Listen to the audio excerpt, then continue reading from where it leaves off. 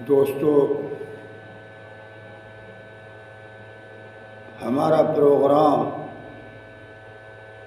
یہ ہے کہ اس سرزمین پر امن اور سکون، ہر بندہ سکون سے سرزمین پر جیے، کیونکہ یہ زمین اللہ کی ملکیت ہے۔ للہ ملک السماوات والارض، زمین پر بھی اللہ کی حکومت ہے تو آسمان پر۔ اور اس امن کو قائم کرنے کے لیے، ظلم کو ختم کرنے کے لیے، طاغوتی طاقتوں کو توڑنے کے لیے کائنات میں رب کائنات نے ایک کے بعد ایک رسول اس دنیا میں بھیجا کہ دنیا کے لوگوں کو امن دلاؤ، سکون کی زندگی جی سکے، طاغوت کو ختم کرو، ظلم کو ختم کرو۔ وہ نبیوں کا سلسلہ چلتا رہا تاکہ اللہ کا محبوب اس کائنات میں آ گیا۔ تو اللہ تعالیٰ فرماتا ہے وَمَا أَرْسَلْنَا مِن قَبْلِكَ مِن رَّسُولٍ إِلَّا نُوحِي إِلَيْهِ أَنَّهُ لَا إِلَٰهَ إِلَّا أَنَا فَاعْبُدُونِ۔ اے میرے محبوب، آپ سے پہلے جو بھی میں نے رسول بھیجا، ہر ایک کو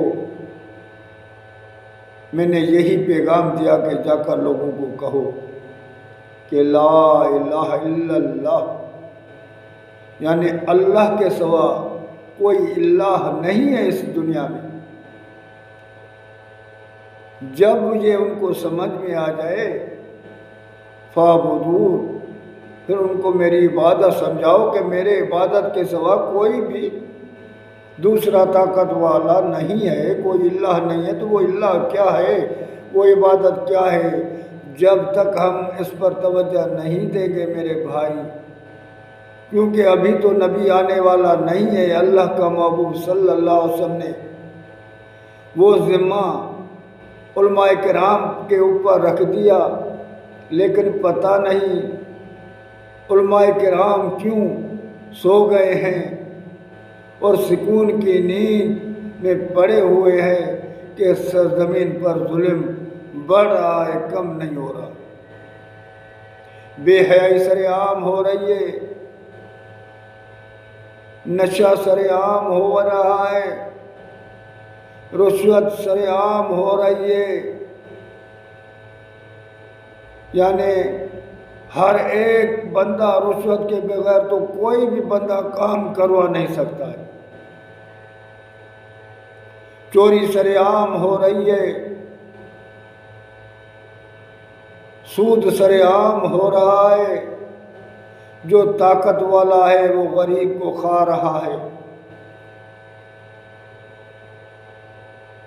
اور علم والے سکون سے ایسیا میں سو رہے ہیں۔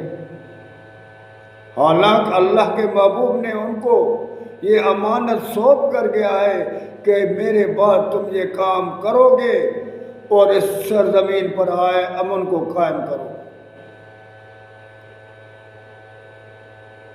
تو میرے بھائی، ہم اس کلمے کی لاج رکھیں، اپنے پیارے محبوب کی لاج رکھیں جو اس دنیا سے گیا تو روتا ہوا گیا اور ہر وقت امت کے فکر میں تھا۔ ایک دن زار و زار رو رہا ہے، اللہ نے جبرائیل کو بھیجا، جا میرا محبوب رو رہا ہے، پوچھو اس سے کیوں رو رہا ہے۔ حالانکہ اللہ کو پتا تھا کہ اللہ کا محبوب کیوں رو رہا ہے، پھر بھی جبرائیل آیا اور پوچھا یا محمد ما یبکیک، اے میرے محبوب تم کیوں رو رہا ہے؟ میرے اللہ نے مجھے بھیجا ہے کہ جا میرے محبوب سے پوچھ کہ کیوں رو رہا ہے۔ حالانکہ اللہ کو پتا تھا، پھر بھی مجھے بھیجا۔ تو اللہ کے محبوب نے فرمایا اے جبرائیل میں اپنی امت کے باب میں رو رہا ہوں، میرے امت کا کیا ہوگا؟ تو جبرائیل اللہ کے پاس گیا اور جواب لے کر آیا کہ میرے محبوب سے کہہ دو کہ میں تیری امت میں تجھے خوش کروں گا جس نے بھی مجھے مانا، جس نے بھی کلمے کی لاج رکھی اور تیری لاج رکھی، میں اس کو ضرور جنت میں داخل کروں گا۔ تو میرے دوستو جب کلمے کو سمجھیں گے تو لاج رکھیں گے نا، جب سمجھیں گے ہی نہیں تو کیا لاج رکھیں گے؟ نوکری پر جاتے ہیں، جب کام سمجھ میں آ جائے گا تو نوکری چلے گی نا، کام ہی نہیں کریں گے تو نوکری پر وہ کیسے 5 دن کے بعد وہ گھر بھیج دے گا؟